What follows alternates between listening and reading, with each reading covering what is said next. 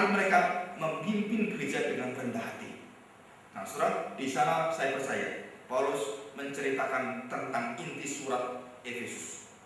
Dia menceritakan tentang Kolose, dan semua yang dituliskan itu dia sudah ajarkan kepada penatua dan pemimpin-pemimpin gereja dan jemaat saat itu.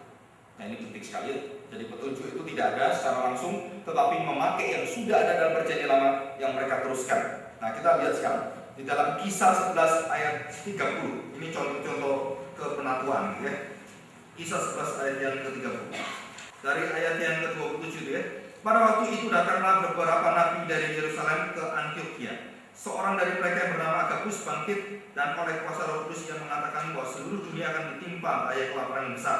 Hal itu terjadi juga pada zaman Claudius. Lalu murid-murid memutuskan untuk mengumpulkan suatu sumbangan sesuai dengan kemampuan mereka masing-masing dan mengirimkannya kepada saudara-saudara yang diam di Yudea.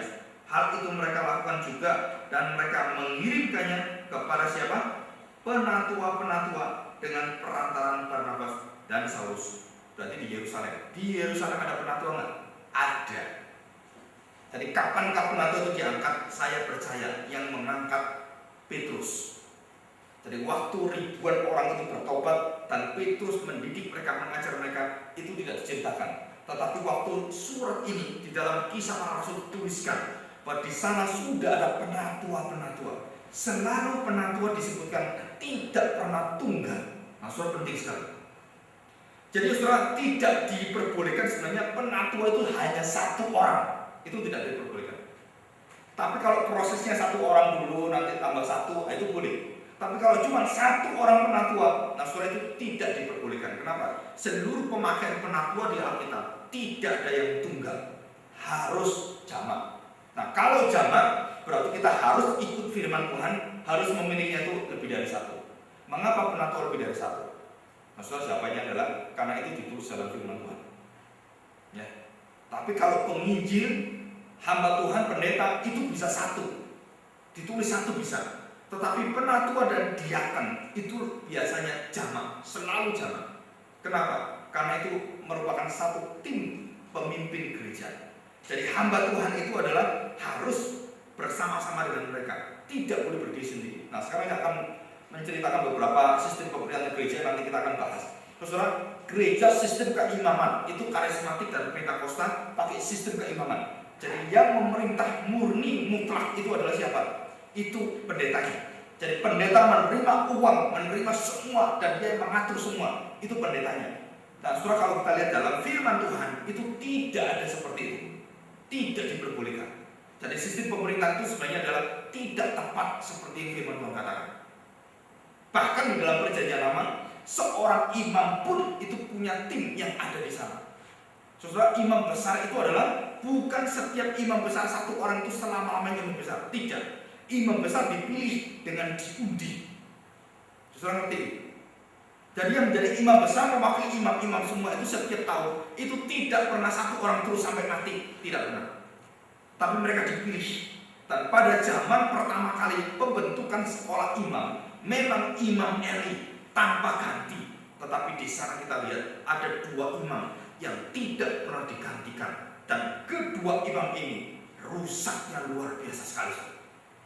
Siapa yang merusak? Anaknya. Imam Eli anaknya bejat luar biasa sekali, berzina dan menyembah berhala di bait Allah. Dan kemudian Imam Samuel juga sama, anaknya bejat juga. Saudara, Imam Samuel mengangkat anak, itu bukan anak dia. Saudara, waktu kita lihat seperti ini, mengapa imam itu jatuh semua? Saudara, sistem keimaman hancur semua, sistem daripada raja hancur semua. Betul kan? Dan kemudian sistem daripada nabi yang masih bertahan, nabi-nabi yang masih bertahan, dan tidak seperti imam, tidak seperti daripada raja yang hancur luar biasa. Nabi-nabi memiliki dosa, tapi tidak sebejat dosa daripada raja dan dosa daripada imam. Saudara perhatikan baik-baik. Jadi nabi-nabi itu karena mereka bertahan di dalam hidup, mereka itu betul-betul hidupnya disingkirkan, mereka itu sendiri. Dan biasanya hidup seperti ini dekat sekali dengan Tuhan. Walaupun banyak dosanya, ya ada dosanya. Tapi dosa raja itu yang paling merusak, saudara. Jadi Daud punya dosa, mulai berzina, membunuh, sampai kesombongan dia berdasarkan kuasa militer dia, dan Tuhan kutuki Daud sebenarnya kalau dia tidak bertobat. Tapi untung Daud bertobat. Kalau tidak, Daud pun dibuang Tuhan. Tapi tidak demikian. Tuhan mencintai Daud, maka roh untuk bisa bertobat itu Tuhan masih kasih pada Daud. Saudara, ini raja gagal semua, dan akhirnya muncullah Kristus yang menggantikan seluruh sistem itu. Nah, saudara, kemudian di dalam 1 Petrus pasal 2 ayat 9, disitulah rahasia gereja Tuhan diberikan. Apa diberikan? Coba kita baca ya. Coba kita lihat. 1 Petrus pasal 2 ayat 9. Nah, saudara perhatikan baik-baik. Tetapi kamulah bangsa terpilih, imamat yang rajani, bangsa yang kudus, umat kepunyaan Allah sendiri, supaya kamu memberitakan perbuatan-perbuatan besar dari Dia yang telah memanggil kamu keluar dari kegelapan kepada terangnya yang ajaib. Saudara perhatikan di sini ya. Kamu yang terpilih, imamat yang rajani. Dan kemudian perhatikan baik-baik, bangsa yang kudus, kepunyaan Allah sendiri, yaitu supaya kamu memberitakan perbuatan-perbuatan besar. Itu adalah fungsi kenabian. Jadi sekarang kata imam ada dalam diri siapa? Orang percaya. Raja dalam diri siapa? Orang percaya. Terus pemberitaan sebagai nabi itu tentang perbuatan yang besar di dalam diri siapa? Orang percaya. Jadi orang percaya memiliki 3 di dalam diri dia, sebagai raja, sebagai imam, dan sebagai nabi di dalam diri kita masing-masing semua. Nah, saudara, dalam pandangan Martin Luther, maka Martin Luther menentang kepausan karena ayat ini. Dia mengatakan tidak ada perbedaan. Pendeta dengan jemaat tidak ada perbedaan. Bedanya hanya engkau mendapatkan ordinansi untuk mengatur organisasi gereja. Tetapi di dalam pandangan Allah, semua orang imam. Laki perempuan sama. Tidak ada perbedaan gender. Tidak ada perbedaan yaitu keimanan. Tidak ada perbedaan yaitu kerohanian. Semua sama. Surah waktu Martin Luther mencatat ayat ini dan dia kemudian menerjemahkan di dalam satu pemerintahan gereja. Maka di dalam gereja tidak ada orang yang satu orang lebih rohani dari orang lain. Tidak ada. Maka di sini saudara harus tahu, saudara jangan pernah kagum dengan kehebatan satu orang pengkhotbah. Saudara akan kecewa luar biasa sekali. Kenapa? Pengkhotbah adalah sama dengan kita. Elia manusia biasa sama dengan kita. Jadi semua orang percaya adalah imam. Dan di hadapan Allah kita sederajat, para imam, para rajani, dan para nabi-nabi. Dan semua di hadapan Tuhan sama. Saudara, waktu Tuhan punya mata seperti ini, maka Martin Luther melihat seluruh sistem daripada kepausan itu. Dia mengatakan ini adalah sistem anti Kristus. Itu keluar daripada mulut daripada Luther dan keluar daripada tulisan dia. Dia mengatakan bahwa Katolik itu adalah anti Kristus. Karena mereka tidak taat pada firman Tuhan. Dan mereka membuat satu Kristus yang baru yang melawan Kristus. Nah, itu adalah Katolik. Saudara, ini perkataan dari Martin Luther. Apakah benar 100%? Jawabannya adalah tidak. Zaman itu benar.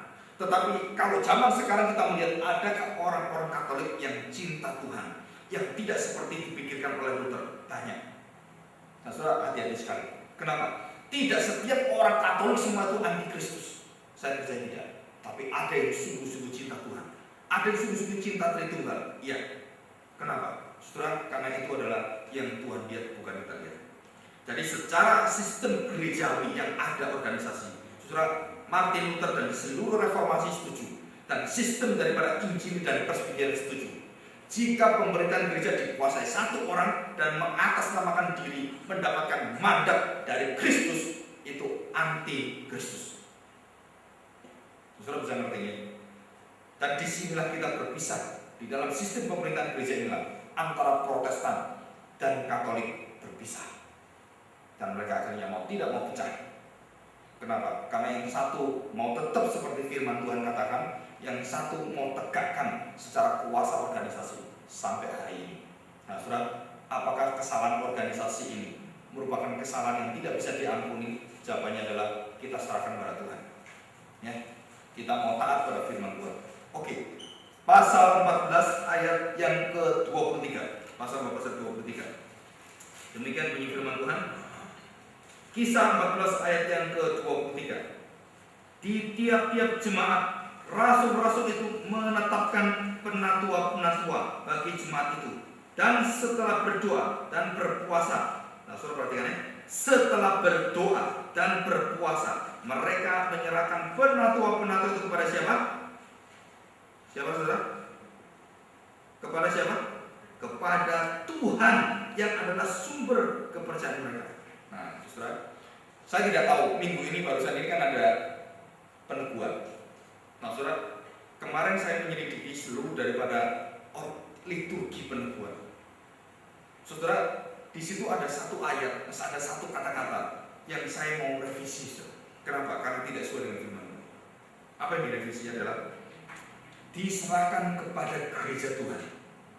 Di dalam ayat firman Tuhan dikatakan, setiap mereka setelah berdoa dan berpuasa, mereka menyerahkan penatua-penatua itu pada siapa? Bukan pada gereja, kepada Tuhan. Jadi artinya yang mengangkat penatua, yang memberikan otoritas pada penatua, diaken, majelis, bukan gereja. Jadi jemaat tidak mempunyai satu hak untuk memilih dalam artian begini. Saudara perhatikan, bahwa saya memilih, saya punya kuasa memilih orang, itu tidak ada. Yang ada adalah Kristus yang ada. Nah saudara, jemaat itu hanya mengafirmasi, mengatakan bahwa pimpinan Tuhan itu benar. Nah kalau tidak benar, jemaat punya suara mengatakan ini tidak benar, ini tidak benar, dan kita harus lidiki. Itu hak jemaat. Saudara mengerti maksud saya?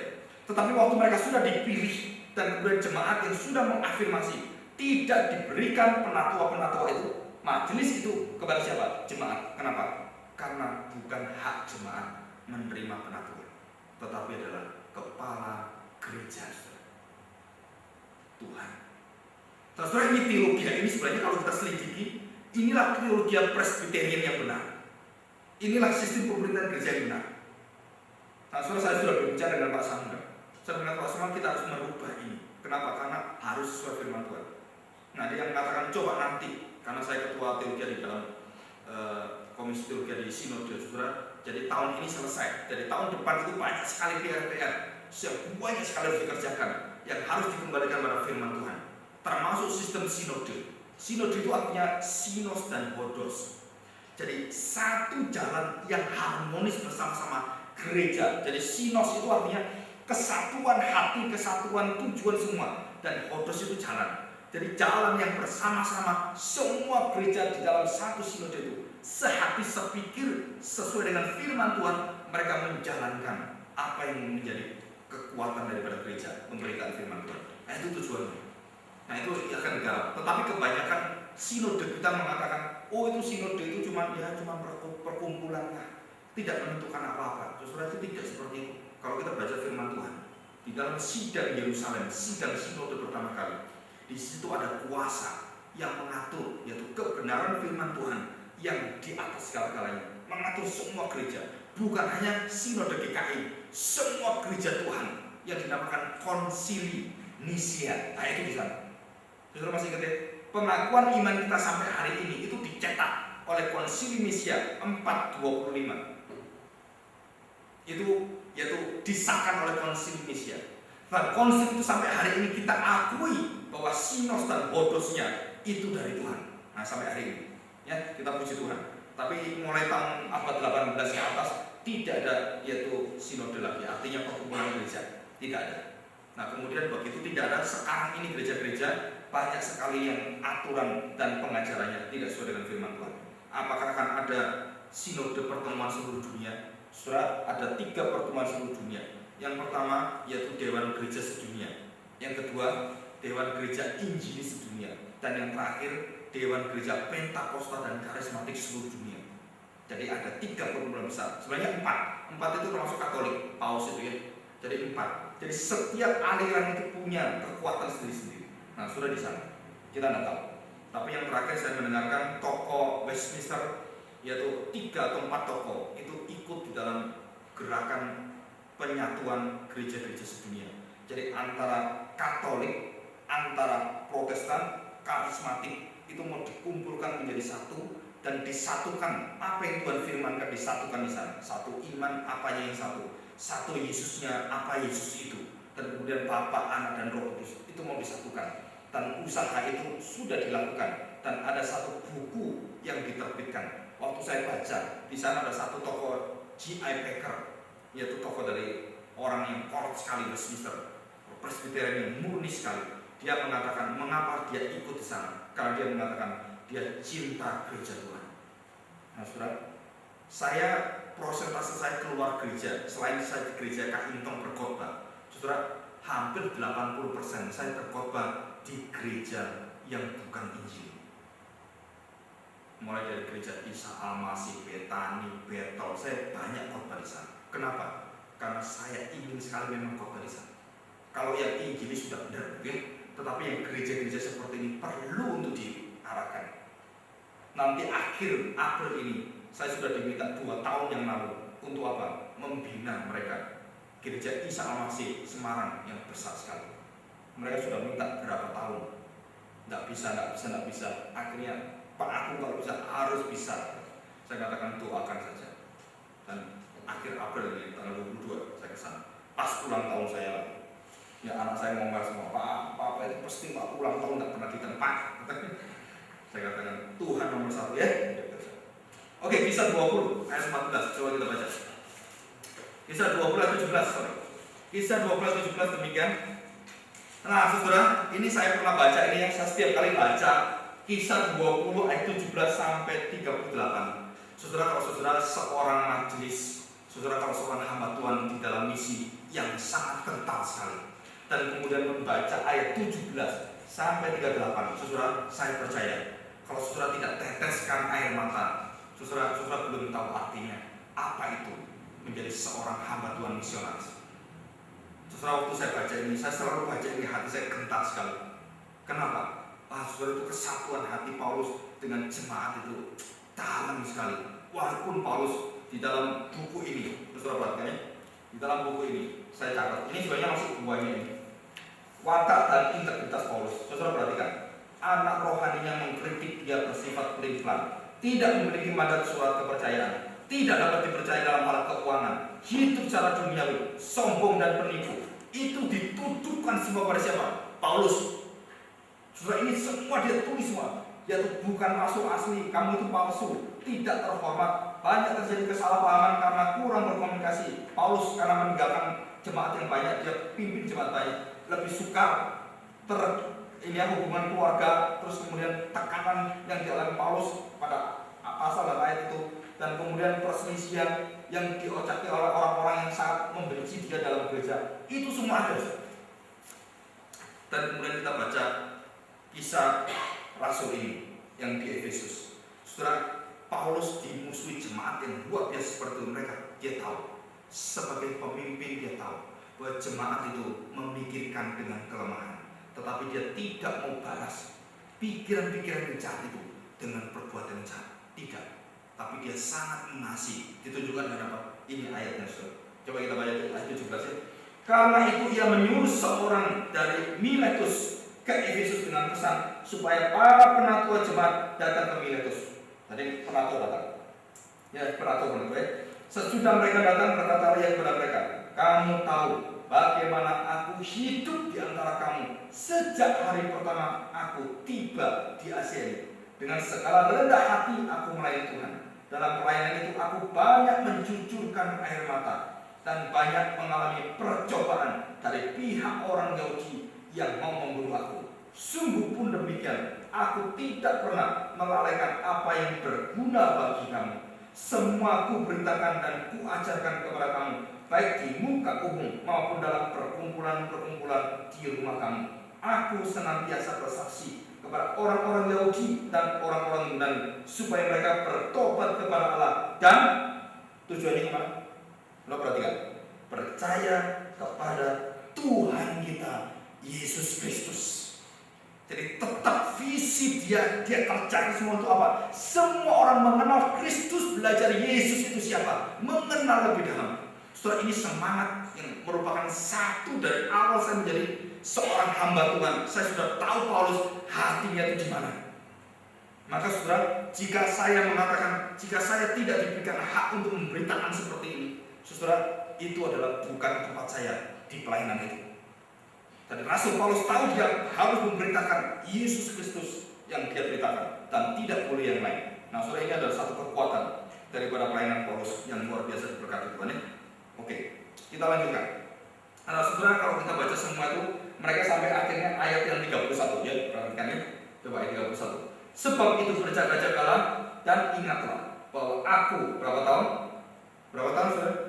3 tahun lamanya, siang malam dengan tiada berhenti-henti menasihati atau mengajar kamu masing-masing dengan mencucurkan air mata. Dan sekarang aku menyerahkan kamu kepada Tuhan dan kepada firman kasih karunia-Nya yang berkuasa membangun kamu dan menganugerahkan kepada kamu bagian yang ditentukan bagi semua orang yang telah dikuduskannya.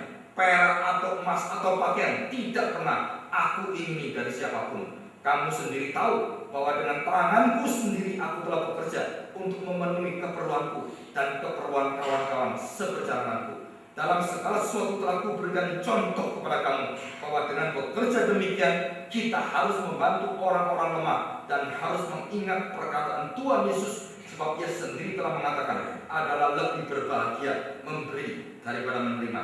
Nah, 36. Sesudah mengucapkan kata-kata itu, Paulus berlutut dan berdoa bersama siapa? Dengan penatua-penatua itu. Maka menangislah mereka sambil semua terseduh-seduh, sambil memeluk Paulus. Mereka berulang-ulang mencium dia. Saudara, pengalaman ini pengalaman yang luar biasa sekali. Saya mengalami itu 2 kali dalam gereja. Dan yang terakhir adalah waktu saya dengan Pak Yosef. Saudara, sampai hari ini STTB itu tunggu saya. Dan sampai hari ini gereja papa saya tunggu saya. Mama saya baru datang. Saudara, dia mengatakan kalimat-kalimat, kamu pilih yang terbaik untuk nama Tuhan. Tetapi semua jemaat yang di Surabaya itu tetap tunggu kami. Saudara, saya waktu berpisah dengan mereka, waktu berpisah dengan para majelis mereka, saya ingat baik-baik apa yang mereka jadi satu kekuatan dalam hidup mereka. Mereka tahu, mereka lebih cinta Tuhan luar biasa. Dan waktu saya tinggalkan STTB, dan waktu saya dari Surabaya ke Bandung selama 4 tahun setengah, saya di STTB dan di Hamilton. Saudara, dan waktu saya mau tinggalkan tempat itu, ada satu hal saya mengatakan demikian. Karena di sana saya itu diminta untuk berhenti, dan saya diminta untuk berada di dalam satu tempat dan tidak boleh memberitakan firman Tuhan seperti yang saya ingin, pergi kemana-mana dan harus di tempat mengatur segala sesuatu di sini. Sudah di situ saya mengatakan ini bukan visi hidup saya lepaskan. Nah, saudara, sampai detik hari ini dan waktu perpisahan itu, saudara, Pak Yesus meneteskan air mata dan dia mengatakan, I will always with you. Saya akan terus menunggu untuk apa? Kembali ke sekolah. Saudara, itu satu hati yang dalam sekali. Dan saya merasakan itu satu hubungan yang nggak bisa diukur dengan apapun. Kenapa? Itu seperti bapak saya sendiri gitu. Dekat sekali. Dia kalau marah dengan saya, wah, marah-marah gitu. Saya juga kalau marah dengan dia, ya marah kayak bapak saya gitu. Nah, saudara, sampai hari ini itu sangat dekat sekali. Kenapa bisa seperti itu? Saudara, ada satu kaitan roh itu yang kuat sekali. Nah, saudara, itu didapatkan dari mana? Karena saya sering bertemu, berdiskusi. Saya sering bertanya dengan dia. Dia juga sering kali memberikan beberapa itu cara-cara berpikir yang didiskusikan bersama. Dekat sekali. Dan waktu saya juga melayani jemaat selama 8 tahun saya melayani sekolah minggu di gerejanya papa itu. Saudara, saya 8 tahun belajar, hanya dia berdiam diri. Saya tidak mengajar apa-apa. Saya cuma nyapu sekolah minggu, saya nyediakan, saya kasih uang. Saya cuma di situ, nggak apa-apa. Mereka minta saya khotbah di belakang, saya nggak mau. Kenapa? Karena memang saya belum tahu ini layak atau tidak. Saya tidak mau. Sampai 8 tahun seperti itu. Dan disitulah saya tahu Tuhan itu pimpin di mana. Nah, saudara, kemudian saya bicarakan banyak hal. Dan di situ saya waktu membaca kisah Paulus. Dan waktu saya baca ayat ini berkali-kali, tidak tahu berapa puluh kali saya sudah baca. Setiap kali saya baca, hati saya itu langsung gentar. Kenapa? Paulus itu orang yang sangat cinta jemaat Tuhan. Dan di dalam hatinya tidak ada dendam dan mau balas jemaat yang jahat. Tidak ada. Tapi dia sangat cinta sekali. Nah itu. Jadi dia berpisah dengan pisah hati yang sangat terbuka. Tidak ada ganjalan apapun. Dan dia sangat baik sekali. Nah saudara, biasanya hamba Tuhan keluar dari gereja. Itu biasanya adalah banyak isu. Akhirnya kata-kata di sana itu merusak sekali. Tetapi di dalam diri Paulus, saudara, damai sejahtera itu selalu mengiringi. Itu luar biasa. Ya, saya selalu senang sekali kalau bertemu dengan sesuatu yang baru, dengan hamba Tuhan yang baru gitu ya. Lepas apapun, saudara, saya percaya Tuhan itu memimpin manusia sesuai dengan kehendak Dia. Kapan dia keluar, kapan dia masuk, dan kapan Tuhan tetapkan itu selamanya di sini atau siapapun, saudara, itu semua anugerah Tuhan. Ya, tapi Paulus tahu panggilan dia adalah sebagai pendeta misi. Dia harus tahu dia bukan di satu tempat. Dan dia harus persembahkan nyawanya untuk Tuhan. Dan itu pun panggilan saya. Saudara-saudara. Jadi panggilan saya adalah saya rela mati untuk Tuhan, memberitakan firman Tuhan. Dari semua dari kisah kecil saya sudah beritahu. Nanti kalau suatu hari papamu nggak kembali, kamu harus siap untuk apa? Memiliki papa yang sejati Tuhan. Termasuk istri saya. Itu indah sekali Paulus. Semua menangis kenapa? Karena Paulus tidak akan kembali. Dan Paulus mati di situ. Itu luar biasa sekali ya. Oke, kita lanjutkan. 1 Timotius pasal 3:12. Bentuk jamaat tidak pernah hanya satu penatua, saya tadi sudah jelaskan. Terus kemudian saudara, kita lihat ada sistem kualifikasi, standarisasi penatua jemaat dan pemimpin jemaat Tuhan. Ayat yang ke-11, ada kualifikasi yang sangat jelas dalam Alkitab dan Allah sudah menetapkan sistem ini. Apa itu adalah kemajelisan? Saudara, kita pelajari dalam Kisah Para Rasul yang paling banyak, dan yang kedua di dalam Efesus. Efesus itu sangat jelas sekali tentang kedudukan para rasul. Minggu depan saya akan terangkan mengapa rasul, nabi, dan juga sampai yang raja itu sudah tidak ada. Saudara, kenapa? Jabatan super ordinary atau extraordinary itu sudah berhenti, dan hanya ada sekarang adalah penatua, diaken, dan guru yang memberitakan Injil. Kenapa itu ada? Saudara, karena seluruh jabatan itu ditetapkan hanya untuk sementara waktu di zaman permulaan daripada gereja Tuhan. Setelah itu lepas, rasul tidak ada lagi. Jadi sekarang ada gereja-gereja yang mengangkat rasul. Saudara, itu sangat melawan firman Tuhan. Itu melawan firman Tuhan. Kenapa? Karena ada 4 persyaratan rasul. Yang pertama, diangkat oleh Tuhan sendiri. Gereja tidak bisa mengangkat rasul. Tapi sekarang gereja berani-berani angkat rasul. Yang kedua, rasul itu harus hidup langsung bertemu dengan Yesus. Tidak boleh rasul yang zaman sekarang nggak bisa ketemu Yesus. Dan yang ketiga, rasul-rasul itu ditetapkan secara bersama-sama oleh kekuatan rasul-rasul yang lain. Jadi kalau saya jadi rasul, tidak ada rasul yang dulu nggak bisa jadi rasul. Dan yang terakhir, saudara, yang menetapkan dan yang mengordinasi Yesus sendiri. Nah, ini yang berat. Jadi boleh nggak ada rasul di gereja kita? Jawabannya tidak boleh. Kenapa tidak boleh? Karena persyaratan itu. Dan itu ada di dalam Kisah pasal pertama ayat 1 sampai ayat 12 kalau salah. Surah itu baca teliti, di sana ada persyaratannya. Mengapa ada rasul? Pemilihan tentang rasul yang baru menggantikan Yudas. Dan itu persyaratan ada di sana. Tidak boleh digantikan oleh siapapun. Dan saya percaya Matias itu sudah bertemu Yesus dan pernah menjadi murid Yesus. Jadi dia boleh diangkat, ya, diundir. Nah, ini jelas sekali ya, kualifikasinya jelas sekali untuk rasul-rasul. Nah, saudara, setiap anggota jemaat berhak dipilih menjadi calon majelis dalam sinagoge Yahudi. Saudara perhatikan, di dalam sinagoge dan bait Allah tidak ada hak sama sekali. Jemaat tidak bisa dipilih dan tidak bisa memilih. Nah, saudara, itu yang terjadi. Di dalam gereja keimaman tidak ada hal ini. Jadi kalau saya pendeta sekarang, imamnya saya. Kadang-kadang di gereja karismatik, di gereja Pentakosta itu seperti ini. Jadi nanti yang meneruskan gereja ini sama anak saya. Anak saya otomatis jadi imam. Terus cucu saya jadi imam. Terus kedudukan imam seperti ini sudah dihapuskan oleh Tuhan.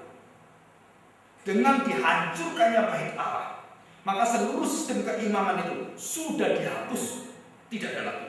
Tetapi mengapa gereja memakai itu lagi? Saya nggak ngerti. Kenapa seperti itu? Karena mereka terus terang tidak mengerti akan firman Tuhan. Kalau mereka mengerti firman Tuhan, mereka tidak akan mengangkat imam melalui keturunan lagi. Karena itu sudah dihapuskan di dalam Kristus yang mati di kayu salib. Sudah tidak ada imam keturunan lagi. Tapi boleh nggak saya mendoakan anak saya menjadi pendeta atau menjadi hamba Tuhan? Boleh. Mempersembahkan anak saya untuk Tuhan? Boleh. Itu diperbolehkan. Tetapi kita tidak boleh mengatakan ini pasti anak saya jadi imam di gereja ini. Itu tidak boleh. Betul ngerti maksudnya? Jadi ketentuan itu langsung dari Tuhan. Tidak boleh kita lakukan dan melawan itu ya.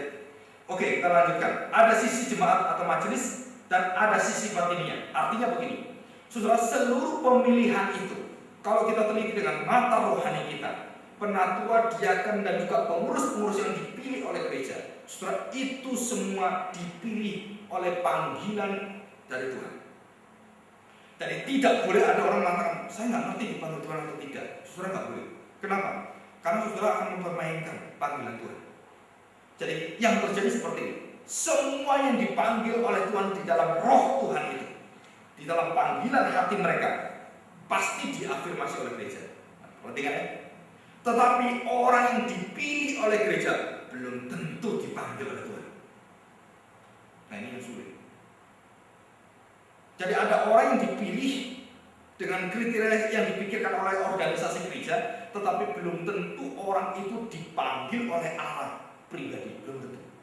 Dan banyak pendeta, waktu dia masa-masa, kemudian di masa-masa dia pelayanan lebih daripada 5-10 tahun, banyak pendeta yang tahu bahwa dia sebenarnya tidak boleh menjadi pendeta. Banyak. Kenapa? Karena papanya minta dia sekolah. Waktu dia sekolah jadi pendeta semuanya, dia baru tahu sebenarnya saya tidak mau jadi pendeta. Saudara, saya 2 kali melihat dari telinga saya sendiri, dan itu ada di lingkungan kita. Banyak orang mengatakan demikian. Saya itu sebenarnya tidak mau jadi pendeta, saya maunya jadi pengajar. Dan saya lihat 2 orang ngomong seperti itu. Saudara, waktu saya mendengarkan itu, saya merasakan kasihan dengan dia. Kenapa? Karena engkau lupa waktu engkau menjadi pendeta, engkau diordinasi dengan kuasa Tuhan. Engkau sedang melawan Tuhan. Saudara, saya langsung ingatkan pendeta ini, walaupun dia murid saya. Saya katakan, you bicara seperti ini, you harus tahu baik-baik. Kenapa? Engkau tidak bisa membatalkan tangan hamba Tuhan, pendeta yang menabiskan engkau. Engkau jangan main-main dengan Tuhan. Jika engkau main-main, hidup akan hancur. Saudara, kita tidak main-main. Maka waktu diordinasi seperti ini dalam nama Bapa, Anak, dan Roh Kudus, saudara, itu ditetapkan. Saudara, engkau tidak boleh main-main. Tadi dia mengatakan, saya mau lepaskan ini, saya mau jadi pengajar saja, nggak mau utak-utak jemaat. Bosan jemaat itu, banyak isu, banyak ini, dia maunya mengajar toh. Nah saudara, di situ saya melihat setelah berpuluh tahun dia baru sadar dia sebenarnya tidak boleh terima jabatan pendeta. Tetapi saudara, dia tetap terima. Dan kemudian waktu dia keluar dari gereja, apa yang dia lakukan? Saudara, waktu saya mendengarkan, dia tidak berada di dalam satu tempat, dia berkeliling-keliling gereja. Dia pendeta, tidak punya jemaat, dia keliling-keliling. Saudara, itu sudah menyalahi panggilan pendeta dia. Saudara, saya sedih sekali. Kenapa? Karena saya pendeta. Jadi waktu saya lihat pendeta seperti ini, saya katakan, saya berusaha untuk menasihati terus cari dia. Untuk apa? Kembalilah jadi pendeta. Kembalilah, jangan seperti Petrus jadi penjara ikan lagi. Betul? Dan semua murid ikut Petrus semua. Mulai dari Nathanael, Thomas, terus Zebedius, Yohanes, dan Yakobus. Waktu Petrus dia kecewa sekali dengan hidupnya dia menjala ikan lagi. Tuhan menjadikan dia apa? Penjala manusia. Tapi setelah dia gagal menyangkali Tuhan, dia kembali menjadi apa? Penjala ikan. Dan semua rasul ikut dia jadi penjala ikan lagi. Yang dulu penjala ikan ikut dia semua. Dan kemudian Tuhan Yesus datang memanggil Petrus. Apakah engkau mencintai aku, Petrus? Saudara, itu luar biasa sekali. Tuhan Yesus itu cinta sekali dengan Petrus. Tapi Petrus selama dia hidup tidak bisa mencintai Tuhan dengan baik. Itulah pemimpin gereja. Ya. Oke, saudara, minggu depan kita akan masuk di dalam konfirmasi jabatan-jabatannya, otonomi gereja dan semua. Oke, hari ini jam berapa ini? Kita cukup sekian. Nah, saudara, saya harapkan minggu depan saya memberikan satu bacaan ya. Saudara, tolong dibaca, karena tidak akan saya jelaskan. Tolong ini dibaca. Watak dan integritas Paulus dan ayat-ayatnya tolong dibaca semua. Ini ayat-ayatnya dibaca semua. Saudara, ayatnya tolong dibaca semua. Ya. Terus kemudian di halaman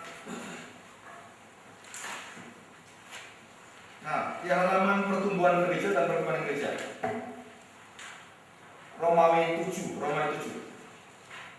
Nah, saudara perhatikan baik-baik, ada di sana yaitu gereja yang berdoa atau doa Bapa kami. Nah, saudara, tolong hafalkan doa Bapa kami.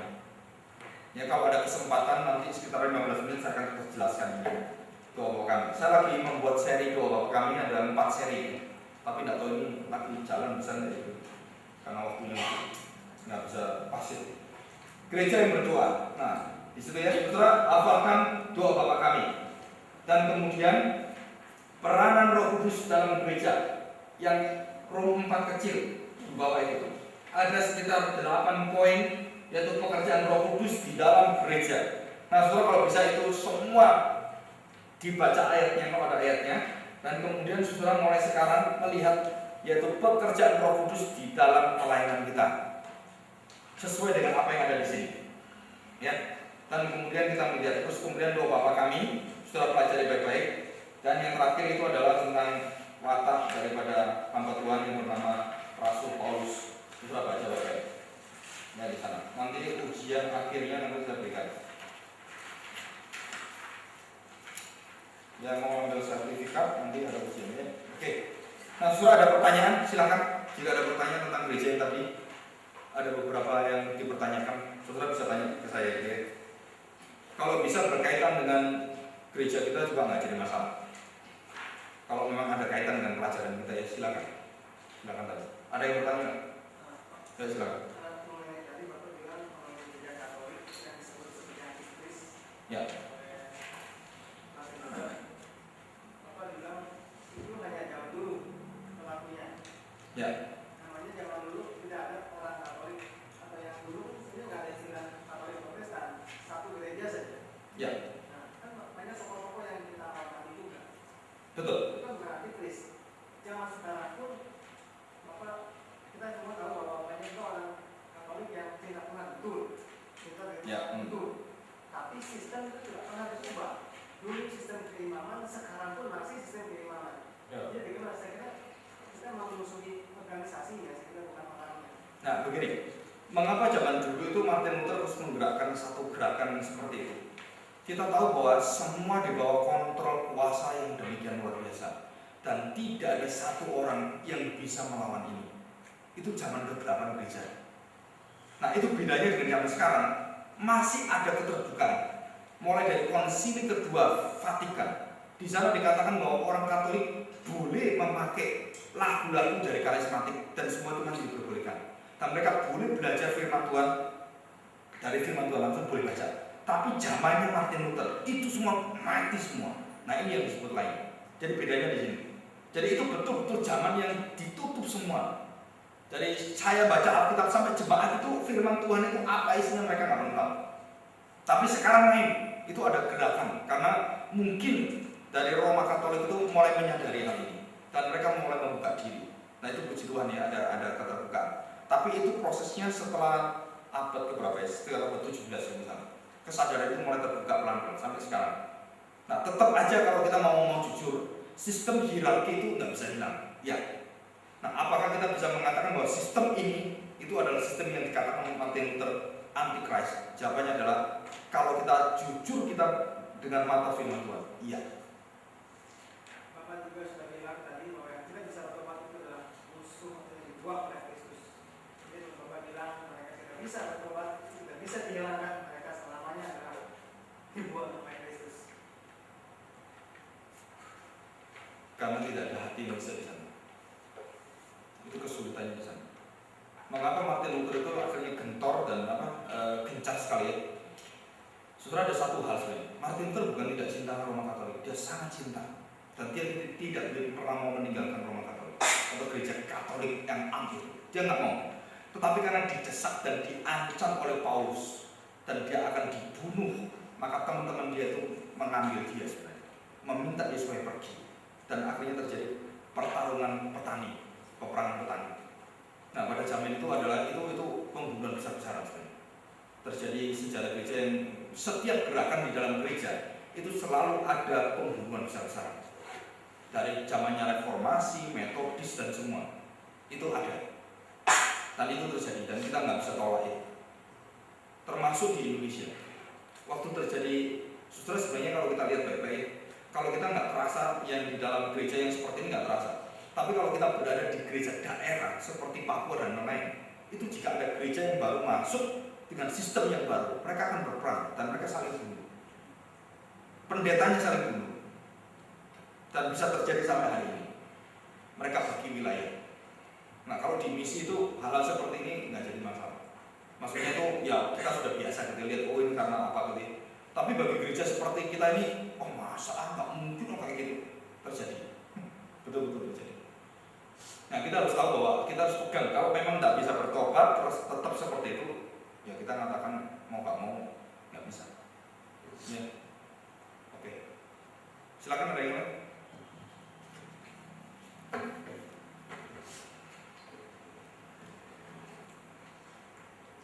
Ada yang lain? Oke, tidak ada ya?